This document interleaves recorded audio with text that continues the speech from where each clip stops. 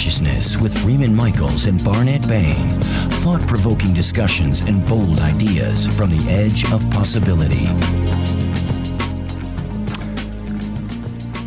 Good moment, everyone. This is Barnett Bain, and I'm here today with Sandy Stewart. And before we get started, let's remind you all that this program is made possible with the support from the very good people at Insight Events USA and Hierophant Publishing. And these are vendors and suppliers and generators and manifestors of books and events I know that are of interest to this audience. And so good moment. It's good to be with you all. Mm-hmm. How are you today, San? I'm good. I'm actually really good today. I'm glad. You seem very good in the car driving over. Yeah, I'm loving you today. We didn't have any arguments on the way over. Not even one, because we have a good boundary, I think. Well, we practiced, right? We practiced the other night. We have this super boundary, yeah. We have personal space that we found for each other. Feels good to be in my breathing room. To be good in my personal space is really good. This personal space thing, after almost 35 years of marriage, 35 years, I've lost count. This personal space thing is a big thing. Mm-hmm. It's a big thing. So we were playing around with the whole idea of personal space, and I said to you, come. She was on the other side of the room, and we decided to do a little exercise.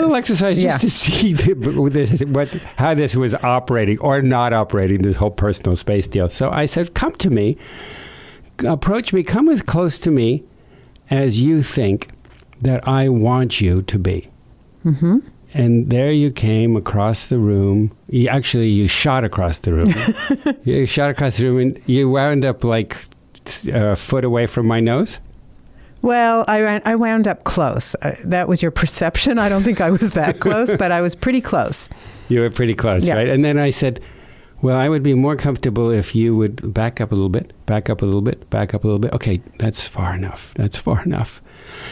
And then we tried it the other way.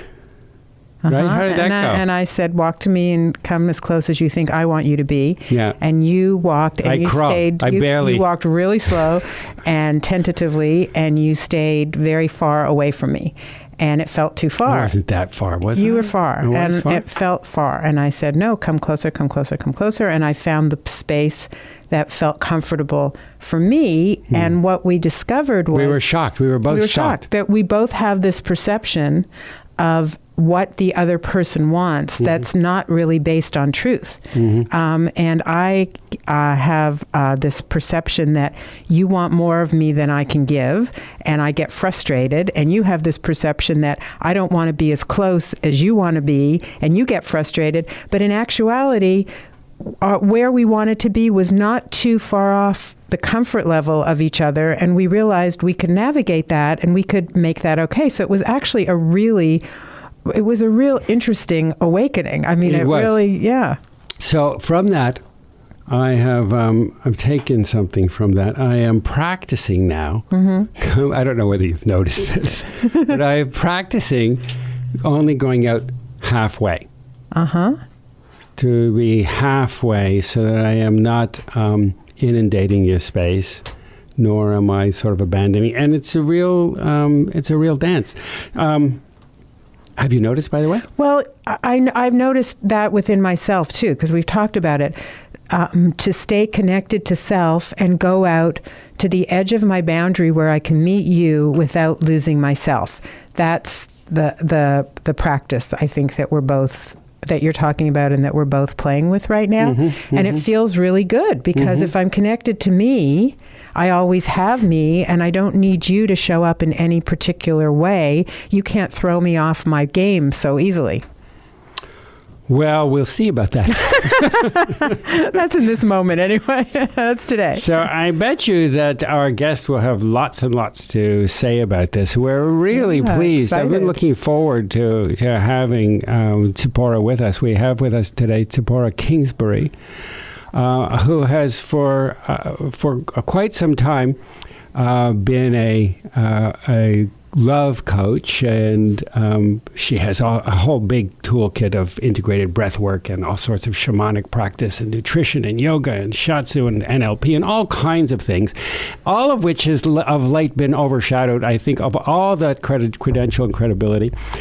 It all suddenly disappeared when she appeared on The Bachelor, and now out of all of that deep skill set, she's now the Bachelor Love Coach. So we are thrilled to have the Bachelor Love Coach here on our program on Cutting Edge Consciousness. Tzipora, welcome. Thank you so much. It's great to be here, and I love chiming into your conversation around boundaries and presence. That was great listening to. It's super. So what do you think? I think I just learned a lot from both of you. Well, this whole boundaries issue, how much do you see that present as an issue with your clients? Or let's get where our listeners really want to go. How much did you see that present on The Bachelor? Yeah, exactly. Well, going into The Bachelor, you're witnessing working with two people who really had never taken this route, right? It was completely awkward for them. It was completely out of their comfort zone. So that was a completely different situation than working with regular clients. And what I witnessed was two people who may have not have been even closely clear on what their own personal boundaries were, or have never even been in a situation that they had permission to express them. Mm-hmm. And I think that's common for a lot of people in the world. It's like, it's not everyday thing that we're able to go into any situation, and like how you just beautifully expressed the exercise that the two of you went through, to actually talk about our boundaries and what we feel and what's right for us without it being taken personally. So people hold that back. People aren't giving that skill. Mm-hmm. Yeah, that's a really good point, taking it personally. I find that for most of my my relationship life with Barnett, I really didn't have a clear boundary. That's something new that I'm just exploring. And without that clear boundary, everything that's going on with him turns out to be about me. I take it all personally. Whereas when my boundary is up, I can feel his part of it and I can feel my response or reaction, but they're not one and the same. That makes sense? It does make sense, and it is interesting when we cross our own boundaries, right? Because we don't even know them, and that we start to. All of our needs are coming from that other person, right? It's like they need to do all this stuff for us to feel safe, or for us to feel a certain way. Whereas truly, why we're not feeling that certain way is, like you just said, is because we weren't clear with our own boundaries, and we actually overstepped them. Mm-hmm. So we're the ones that are making ourselves feel unsafe or unloved or whatever it might be for somebody. So wise. Yes, I mean, we're not aware of our boundary, and so we self-abandon ourselves every time. Self-abandon ourselves, is that a... but it makes, I know, it's a double something. It's a double. But yes, we self-abandon ourselves selving. Whatever we're doing, we lose ourselves and then make it about the other person.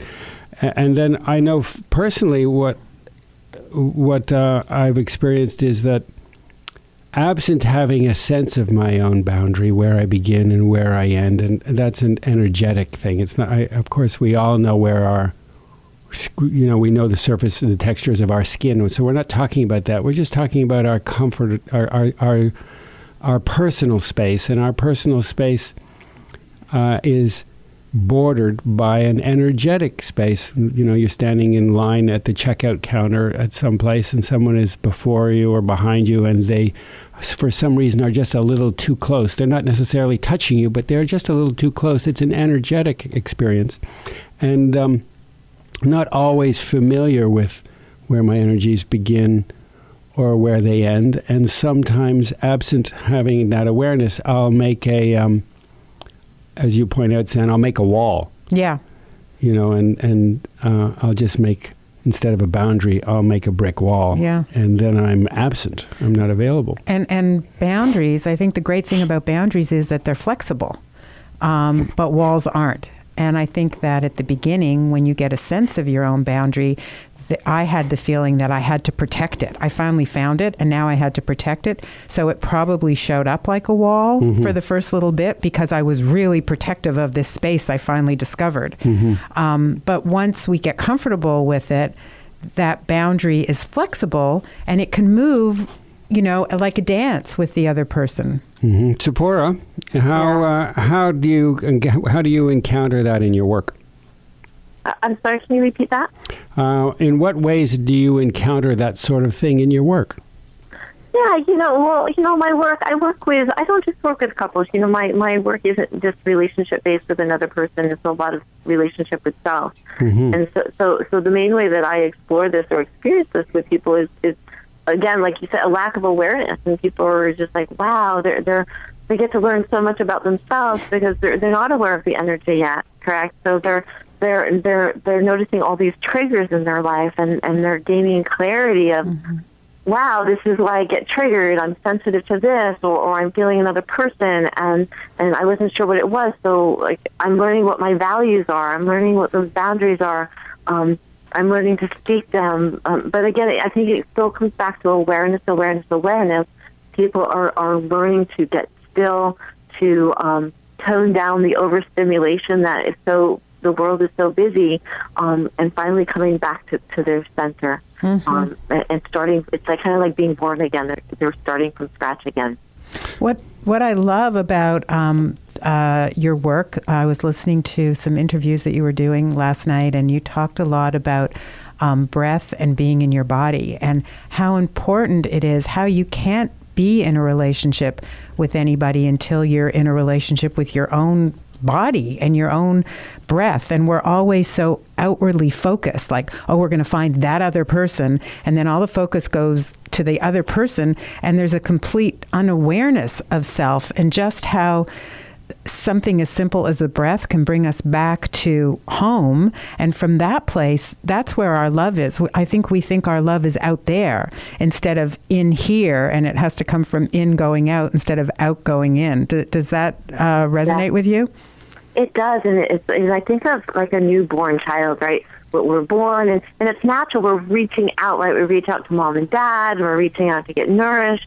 And then I believe it simply continues, and there's usually not a place where we're taught to go inside. And wow, that's going to be super scary if I'm not fully in my body, in my home, like you said, and I'm like grasping onto everything out there to fill me. That's a scary place. I can imagine, and so it's going the opposite direction of what our minds think, right? That we need to grasp from the outside and go so deeply inside our body. Again, I mentioned overstimulation. We're so busy running from point A to point B, getting the children to school, going to work, business meetings, trying to find the one, to meet our needs, that our body just wants us back again. And like when we're in our body through the breath work, we're able to clear the emotional patterns that have blocked us from being so fully in our body, gets us in touch with our nervous system again, our emotions,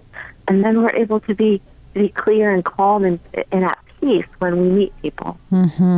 Well, unfortunately, we're going to have to run right now. We're going to run to a commercial break. We're going to hear from a few of our fine sponsors, and then we're going to be right back here with Tzipora Kingsbury. We're going to talk about breath work, about grounding, about relationship, and about a lot of other things. We're going to come right back with Tzipora Kingsbury and Sandy Stewart.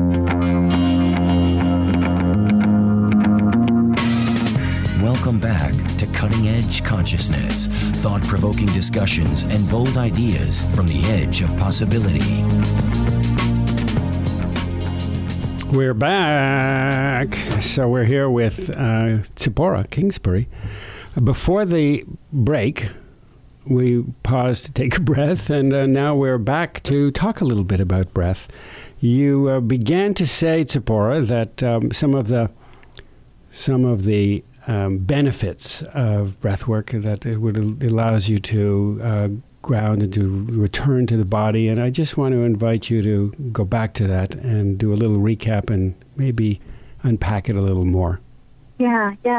So the top reason why we don't breathe is to not feel, right? So we have a world that's stuck in this fight or flight process and holding their breath. They contract their breath, they contract their body, the muscles contract, and everything pulls up to the center, right? And so we're taking action from this very contracted, fearful place.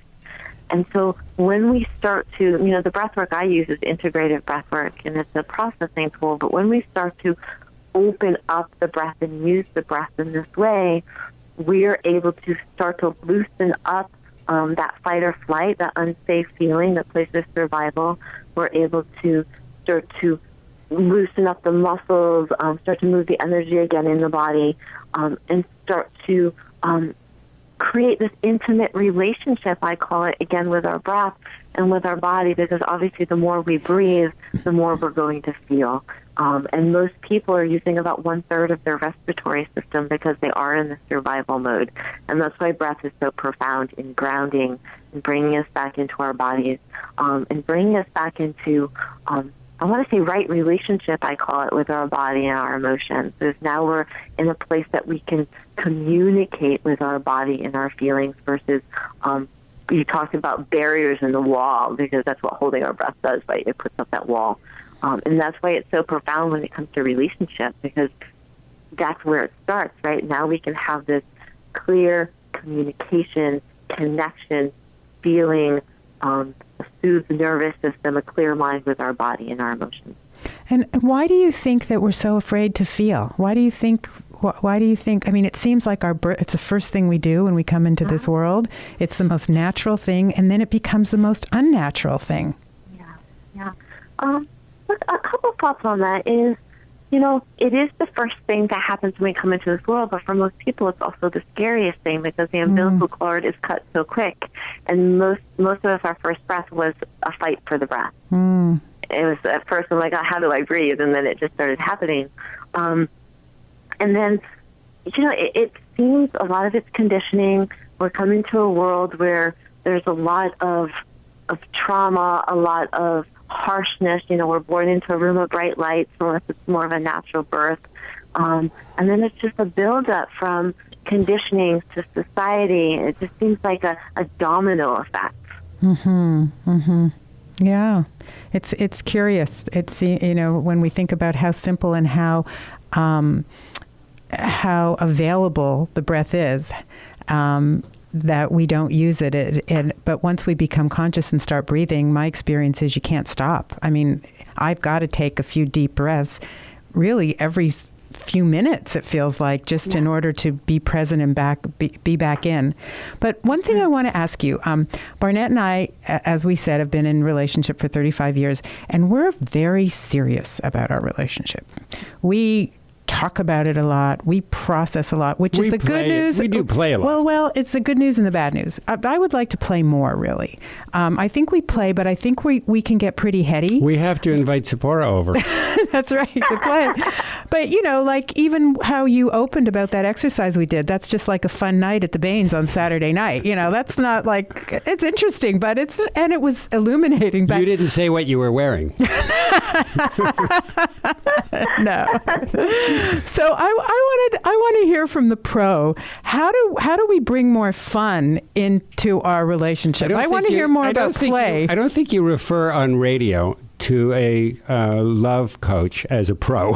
Why not? But we'll skate right by that, and the question stands. Okay, but I really do want to know, because I take my relationship very seriously, and it's a great relationship, and it works. But Yeah. What do you think? Well, I totally get it. I can get into the same pattern, and it's interesting because what I find, people who are skilled, right? They're experience, teachers, is relationship is a spiritual practice for us, right? It is very serious. It is the process, the heart-centered communication. And what I found for my clients, but also for me personally, is it takes, again, coming back to knowing myself and knowing, you know what, I need to stop. It's time to play, because it's just taking over. Because process can take over, and it can become very unhealthy. And so I would suggest scheduling. I know my partner and I, we have a date night once a week, and it's during that time. It's like an agreement. There's no process. It's really about play. It's either taking ourselves out of our comfort zones, going someplace out and having fun. If I'm noticing I'm really caught up in the seriousness of it, I will actually ask him to kind of take charge and let's just play and just shut me off, kind of thing. I'll ask him to do that, or vice versa. So it's kind of like an agreement that we're creating for a certain amount of time. And sometimes that's all that's needed, is just being mindful of it, creating that agreement, and actually setting it in the calendar that this is the time that we're just going to play. Play is so needed. And I know if I get caught up in an emotional process and conversation, my partner cracks jokes. and it's good medicine. It reminds me sometimes not to be so serious, and to reminds me of our love and the lightness that brought us together. Yes, I love that, because actually I fell in love with you, Barnett, because of your sense of humor. I mean, that's what attracted me to you. You were hysterical, and then you're still very funny, but we get much more serious. And what I love about what you just said, Sephora, is in the past when I've heard other people talk about date night, what happens to me is I kind of close down, because I think, oh no, that means I have to have sex that night, and what if I'm not in the mood? You know, like I hear it as a call to action, and I don't think I'm really good at like putting sex in the calendar. Now, is that a good idea to put sex in the calendar? Because what you just said about play night, that kept me open. I felt open in my body, nothing closed down. That felt more like, oh yeah, let's go like take a walk on the bluffs and watch the sunset or something, which might ultimately lead to sex, organically. But what about the planned sex? What do you think about that? Yeah, it's going to be different for different people. For us women, we tend to like to flow more, right? And so what I would put out there is like, there's a night, there's a date night, there's a night that we know that it's our time to connect. That might mean intimately, it might mean sexually, but there's no like have to, right? Because I might feel it, I might not, or my partner might feel it, he might not. So I would have it in our awareness that, wow, this is a night that we know we can sexually connect, but not have it to be a have to. Because I agree, if something becomes a have to, we'll shut off, right? There's like, wow, we need to be more about the heart, more about the in the moment, naturally what we feel. But for busy couples, some busy couples who maybe don't have that sexual connection and they're working on it, I would suggest starting to schedule it, because some people just need that to kind of kickstart things. Okay. I'll stay open to that. What do you think, Barnett? Well, I don't have my date book out. But I love this idea of making a commitment to play.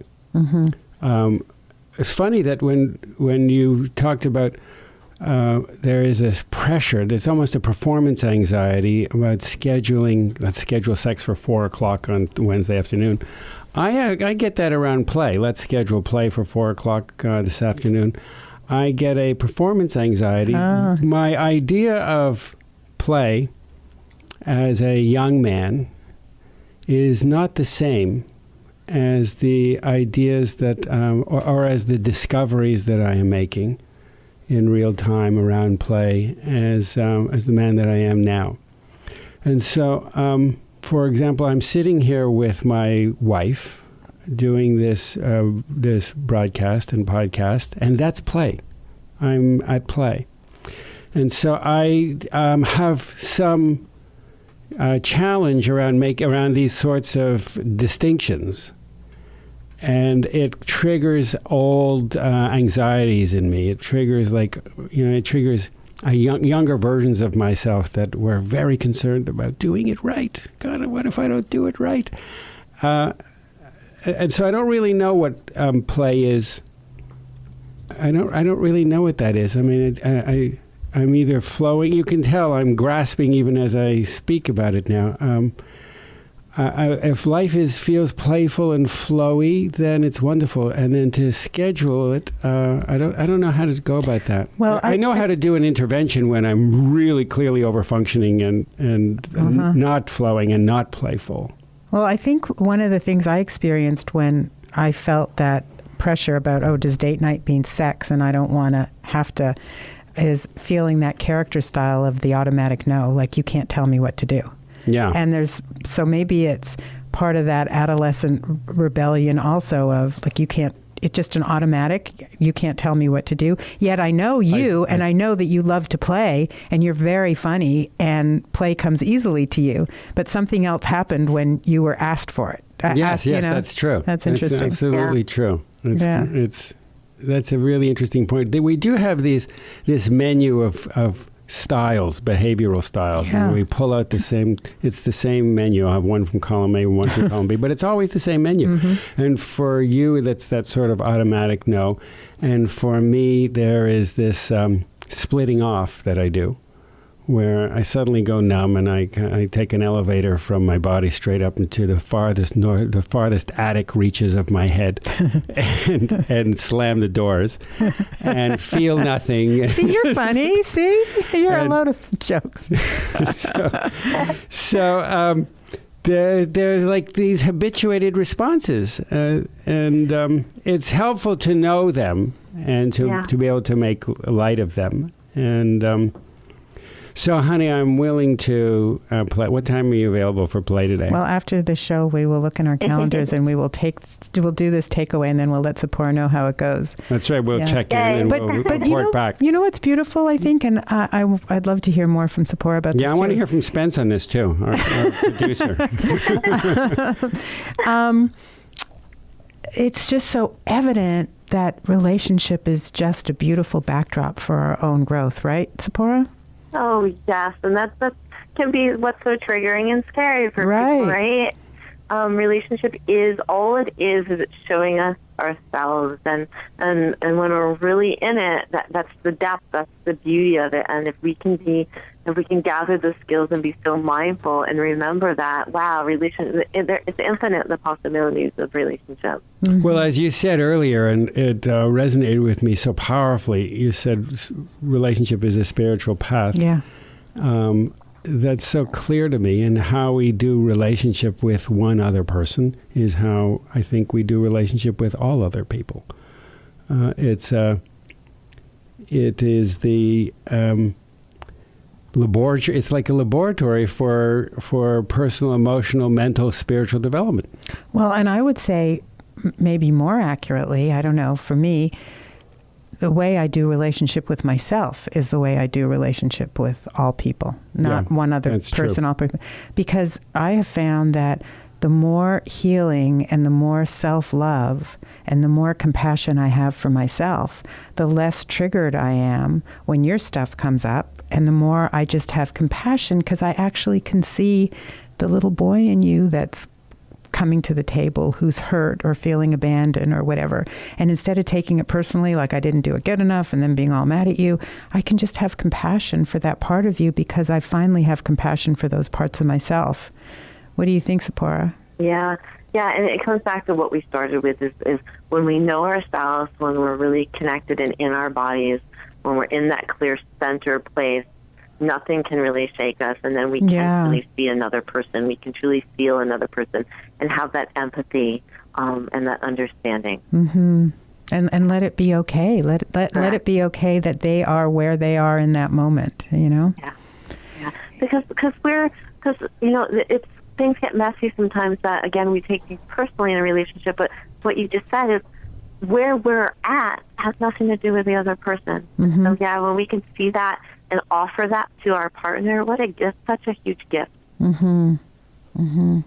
It's a very, very elevated perspective. We have to be pretty together pretty in our bodies, pretty attuned to a sense of well-being, to be able to have that perspective. And I know that it's a practice. I certainly slide in and out and in and out, and I like to think that on the percentages, I am developing the capacity more and more. But it is, for me, it is a life's work, and maybe that work will shift over time. But for me, it's a life's work. We're going to pause for a moment. We're going to hear from some messages. We're going to come right back with Tzipporah Kingsbury and Sandy Stewart.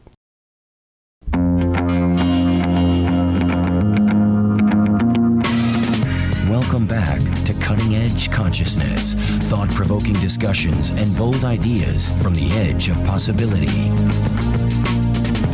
We are back, and once again, we thank Insight USA, Events USA, and Hierophant Publishing for making this program possible.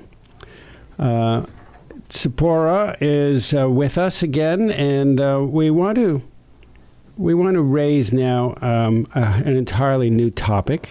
Sandy is nodding, so I guess Sandy does want to raise this topic. I hope this is not something that you're contemplating, Sandy. She's just shoved a note across to me. No, it's not anything I'm contemplating at all, but I think that it might apply to a lot of our listeners out there based on the divorce rate. So you're not contemplating conscious uncoupling? I'm not. No. That's good. That's good. Then we can schedule play for later in the day. Yes.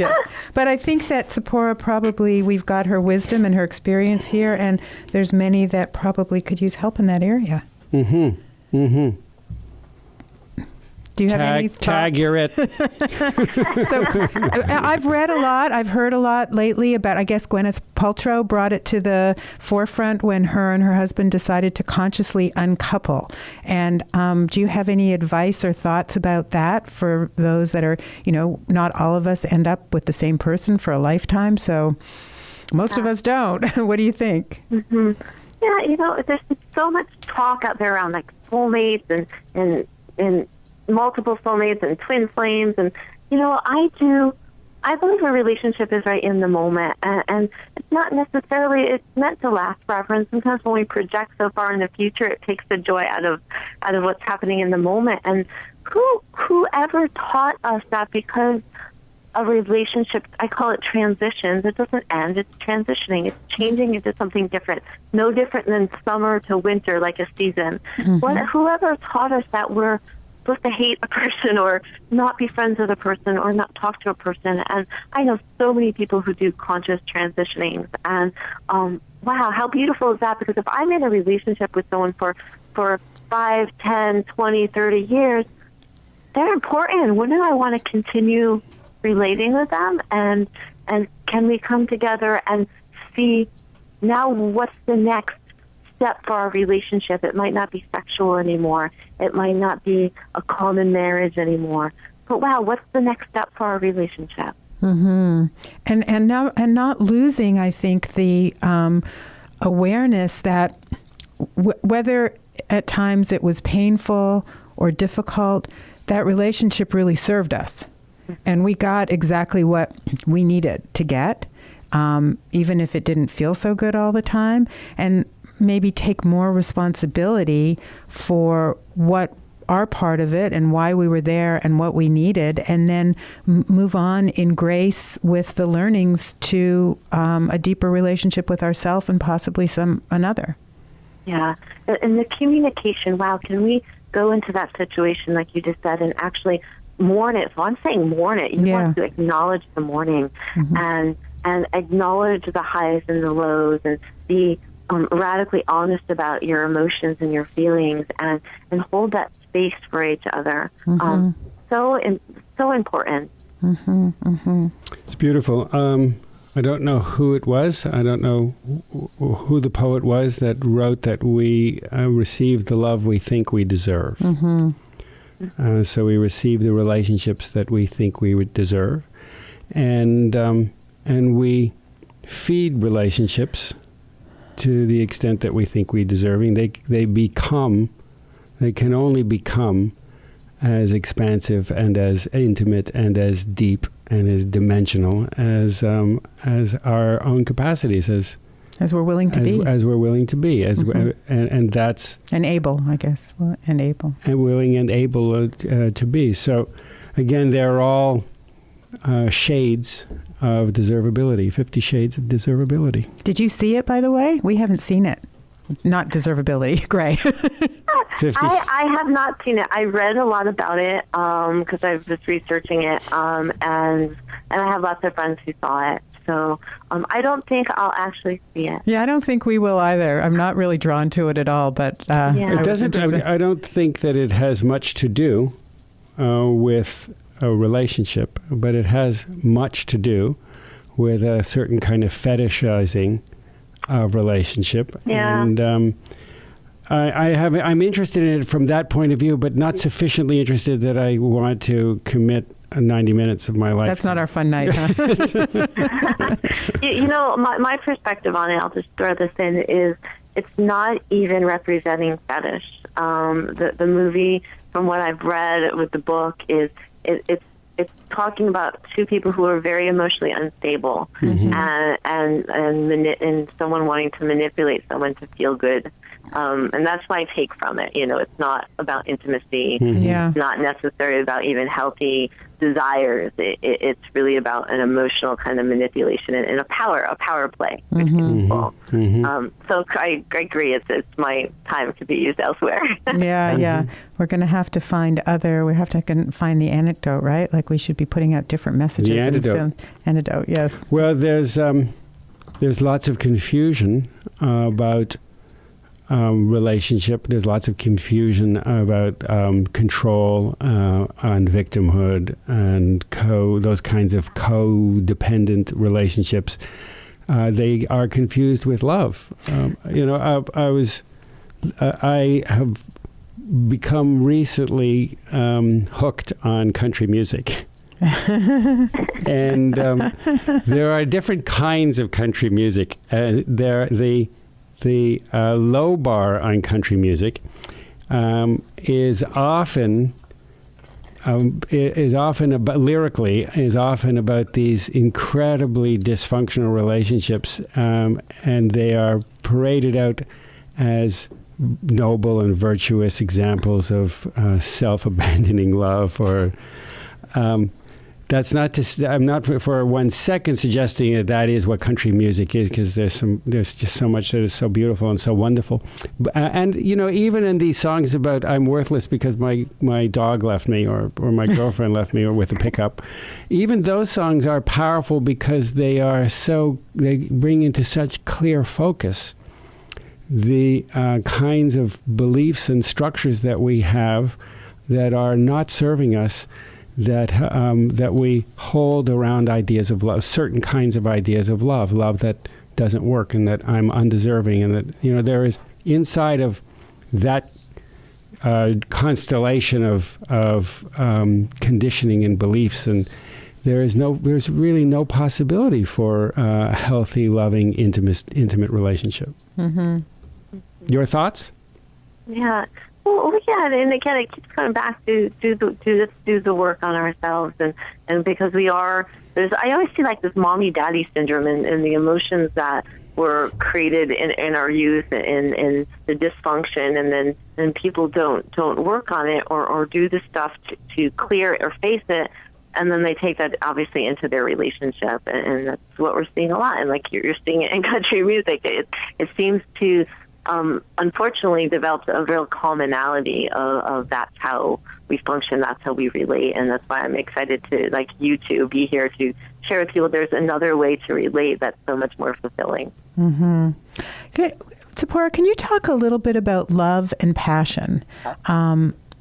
Especially, I'm aware of that being in such a long-term relationship, and for myself, I know how I keep the passion alive over time, but I'm sure you have some interesting thoughts about it. Yeah. Well, there's different ways, to me, in order to keep passion alive, like I need to be doing what I'm passionate about in every moment, and not again project it onto my partner. Right. he's responsible, or we're responsible together to ignite this passion. But if I'm living a life that everything that I'm doing, I'm so excited about, I'm living my purpose, I'm doing what I love to do, whether that's dance, whether that's yoga, whether that's getting in nature, whether the things that make me laugh and spark me, then when I come back at night or when I come back to see my partner, I'm already going to have this immense amount of passion and aliveness that's going to naturally trickle over into our lovemaking or our connection and our conversations. Yeah. However, when we're in relationships and we don't do that and everything becomes about the partner, that's when we start to think, oh my God, we got to learn this technique to be more passionate, because we're draining this relationship because we're depending so much on the other person. So that's my perspective on the passion and the love and the connection. It's going to happen when we're doing what juices us up. I love that. That's so well said. That was so clear and exactly my experience, that if I look out there for the relationship to fill me without filling myself, there's just no way. But if I'm filling myself, then the relationship can just be more icing on the cake. But it's got to start from me. I've got to feel it. I can't try to get it from somebody else. This might be one reason why in our culture, serial relationships are so common. I mean, fast, a turnover of relationships are so common. That might be one reason, because you exhaust the novelty in somebody else very quickly, and then it's back to you. It's back, exactly. The baton gets passed back to where it should have always stayed. And it's and if one is not prepared to explore what self-love is, then you look around to see who you can hand off it's either a baton or a hot potato to as soon as possible. Yeah. There's always the next. Maybe it'll be the next one that fulfills me. You fulfill me. You complete me. All of that kind of silly talk that passes for romance. Yeah. You complete me. So, Tzipora, do you feel completed? I'm sorry? Do you feel completed? I don't mean today on this program, because we do have a few minutes left. Okay. But I'm curious if there is anything particular that you would like to share with our listeners that we have not covered, that any particular areas that you'd like to bend our conversation toward. I'm enjoying the conversation, and I just want to remind people again, it might sound so simple or even just tiring for people, but do the work. We're raised. What you just said. We're brought up in this society, and the conditioning and people. We've been taught what relationships supposed to look like, and now so many people have followed that like sheep and have been stuck in this box. And I feel that's what's creating all the disconnect. Is people are doing stuff that might be not natural because they think that's the way relationship is supposed to look, and like reaching out for the one or you complete me. That's just something that's been taught to people. And so maybe do something that's different and actually, again, turn inside of yourself to create something new. And it's so, it's sometimes funny if I go to a movie and there's a beautiful love, intimate sexual scene, and then I come home and I'm like turned on and I want to have sex myself, and we begin, and I'm so not like what's going on in the movie. Like in the movie, her elbow didn't end up in his cheek when they turned over. And in the movie, it was like dance when they rolled from him being on top or her being on top. And for me, it's like, oh, wait, my hip just went out. It just doesn't look the same. And I don't have like the Vaseline over the lens where you don't see any of my wrinkles. And I finally, like one day I realized, it's just not fair. Those images that is art. That's not life. And I want my life to look like art. And then I feel less than. And then I was able to embrace when my hip went out, and I could laugh in the middle of it. And okay, we're not quite Angelina and Brad, but we're pretty good doing this 35 years later. But those images, what we've been taught, what we hold as the bar of success is so unreal. Mm-hmm. Yeah. Yeah. It's funny. Yeah. Well, but dinosaur sex is very, very stimulating to me. What's dinosaur sex? What is dinosaur sex? Older images. I'm not a dinosaur. No, I'm not saying that you are. I'm digging myself into the worst possible hole here. Does this mean the play date is off? No, play date is on. I think we need it. But do we have time? I want to ask Zipporah a question. We do. We have a minute and a little bit. Okay. So relationship. It's, as you say, you work in all areas, not just intimate relationships. A relationship with our children. Do you have any, I know this is a hard question, like what's the most important thing or few tips, but I think that's a big question for a lot of us. How to have the most authentic, loving relationship with our children. Yeah, I'll use a client as an example. I have a gentleman who we've been working with for a couple months, and I work a lot with heart-centered communication.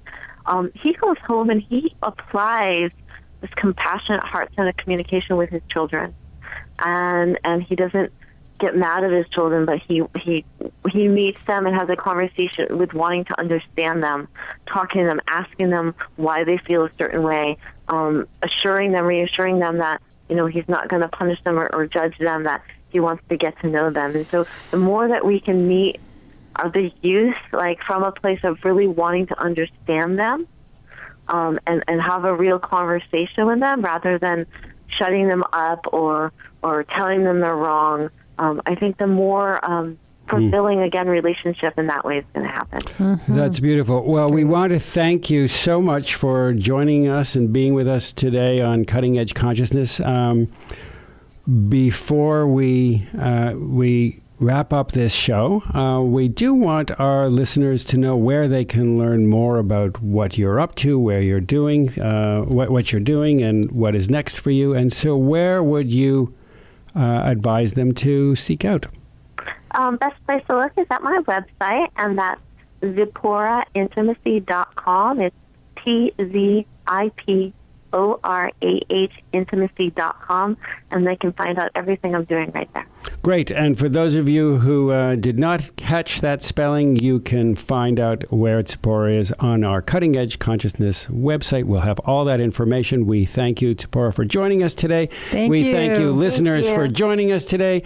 We thank you, sponsors, for supporting us today. And we thank Spence for running the show again, as always. And we will all regroup, we hope, next time. Thank you so much. Thank you. Bye. Thank you.